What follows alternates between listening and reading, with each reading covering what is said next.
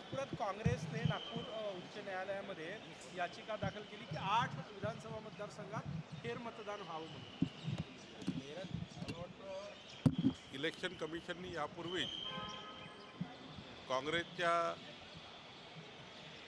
जे काही इलेक्शन कमिशनला त्यांनी निवेदन दिलं होतं या सर्व मुद्द्यांचं त्यावर इलेक्शन कमिशननी मला वाटतं त्यांना रिटर्न रिप्लाय दिलाच आहे.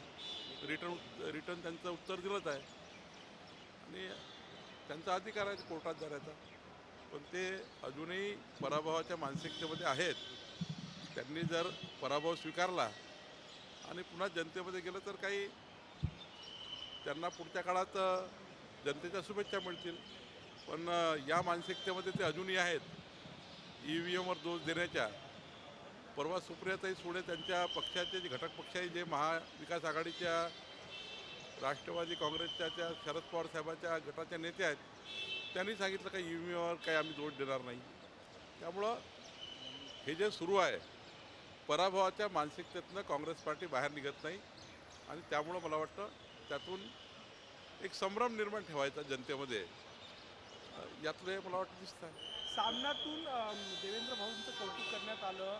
शरद पवार गटही मवाळ झालेला आहे. असं चर्चा आहे की दोन्ही विरोधी पक्षातले दोन्ही शरद पवार गट आणि ठाकरे गटांमध्ये रेस लागलेली आहे की NDAच्या जवळ कोण येते. आज आशिष देशमुखही त्यावर बोलले.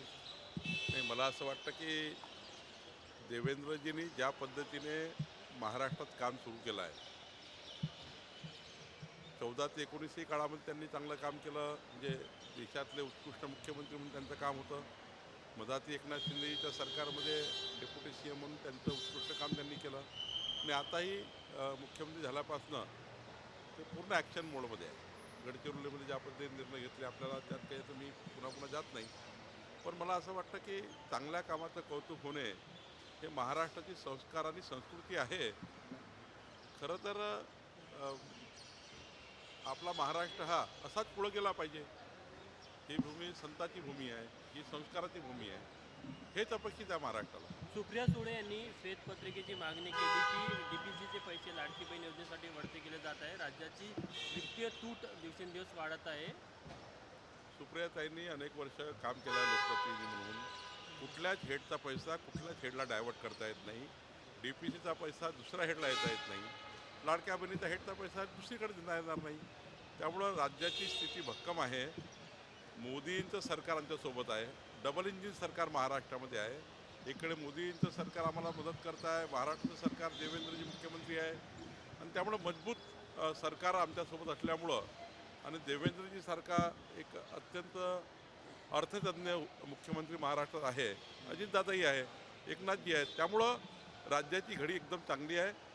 100% आमचं डबल इंजिन सरकार मोदी सरकारने आमचं सरकार मिळून जे वचनं जे आश्वासनं महाराष्ट्राला दिले ते आम्ही पूर्ण करू. लाडक्या बहिणीची योजनाही राहील आणि DPCचा पैसाही कायम राहील. उद्धव ठाकरेंची सुरक्षा वाढवण्यात आलेली आहे. काय आढावा घेतला याबद्दल जी काही सुरक्षा व्यवस्थेबद्दलची समिती आहे ती वेगळा आढावा घेत असते. पालकमंत्री कधी जाहीर होणार? मला वाटतं आमची चर्चा झाली आहे. या आठवड्यात चर्चा होईल. माननीय देवेंद्रजी निर्णय घेतील. पण तीनही पक्ष म्हणून आता आम्ही याच्या अंतिम ह्याच्यावर आलो आहे. अपात्र ठरलेल्या ज्या लाडक्या बहिणी त्यांचे पैसे परत घेतले जाणार आहे अशी कारवाई होणार आहे काय? नुसता संभ्रम तयार करतायत. जे लाडक्या बहिणीचे अधिकृत लाभार्थी आहे नियमाप्रमाणे आणि जो शासन निर्णय झाला होता लाडक्या बहिणीबद्दलचा त्यामध्ये कुणी गैरफायदा घेतला असेल तेवढाच रिव्ह्यू होणार आहे. बाकी योजना जशी आहे तशीच आहे, तशीच चालणार आहे. विरोधक कांगाव करतायत पण योजना तशीच चालणार. आज बीडमध्ये सर्वपक्षीय मुख्यमोर्चा होता, त्यामध्ये धनंजय मुंडे यांच्या राजीनाम्याची मागणी करण्यात आलेली आहे. मी आधीच सांगितलं की या प्रकरणामध्ये मोठा तपास सुरू आहे. देवेंद्रजींनी संपूर्ण तपास यंत्रणा कामात लावलेले आहे आणि तपासामध्ये जे निष्पन्न होईल त्यांना थोडी वाट बघितली पाहिजे. याचा राजीनामा मागा, त्याचा राजीनामा मागा. शेवटी काही तर निष्पन्न व्हावं लागेल. काही निष्पन्न झालं तर तुम्हाला राजीनामा मागता येईल. पण एखाद्या घटनेमध्ये आपल्याला वाट बघावी लागते तपास यंत्रणाची. तपास अंतिम होतपर्यंत सत्य समोर येईल आणि सुरूच आहे ना. रोज त्याच्यामध्ये इतकं काम चालू आहे सरकारचं आणि इतकं सिरियस ते देवेंद्रजी आणि सरकारने घेतलं आहे. मला वाटतं याच्यातून निष्पन्न निघेल आणि जेव्हा निष्पन्न निघेल तेव्हा महाराष्ट्राला कळेलच. मराठी संतोष देशमुख भाषिकांना- प्रकरणामध्ये म्हणजे जरांगे म्हणाले की संतोष देशमुख यांच्या कुटुंबाला जर धक्का लागला तर आम्ही धनंजय मुंडेला रस्त्यावर फिरू देणार नाही. मला वाटतं की असे बोलणे, असं चर्चा करणे ही गरजच नाही आहे. शेवटी सरकार हे सर्व बाबींनी काम करतं. ज्या ज्या सुरक्षा ज्यांना ज्यांना द्यायच्या असतात ते पूर्ण सुरक्षा सरकार देतं आणि त्यामुळं हे ना काय करू त्यांना काय करूपेक्षा या प्रकरणाचा तपास अंतिम करण्याकरता जे जे काही सहकार्य सर्व लोकांनी दिलं पाहिजे.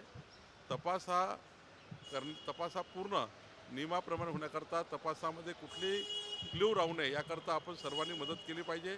तिथल्याही जनतेने आणि तिथल्याही सर्व लोकांनी मदत केली पाहिजे. अशा पद्धतीचं त्या ठिकाणी एकामेकाशी चर्चा, एकामेकाबद्दल याचा राजीनामा यापेक्षा या प्रकरणाला दोषींना शिक्षा होतपर्यंत काम केलं पाहिजे. याकरता सरकार आणि विरोधी पक्ष म्हणून एकत्र आलं पाहिजे. राजन साळवी भाजपच्या वाटेवर आहे. माझी काही चर्चा झाली नाही आणि त्यामुळं मी आज काही बोलू शकणार नाही. लाडक्या बहिणी आणि कृषी सन्मान योजना यातनं एकाला वगळलं जाणार असं काही आहे? काही नाही. सर्व योजना जशा तशा आहे. विरोधक हा नुसता याच्याबद्दलचा संभ्रम तयार करताय. जनतेने विरोधकाचं आता ऐकणं सोडलेलं आहे. सरकारवर जनतेचा विश्वास आहे.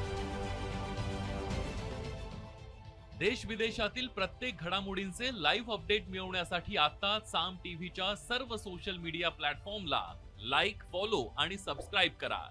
तसंच सर्व नोटिफिकेशनसाठी बेल आयकॉन प्रेस करायला विसरू नका.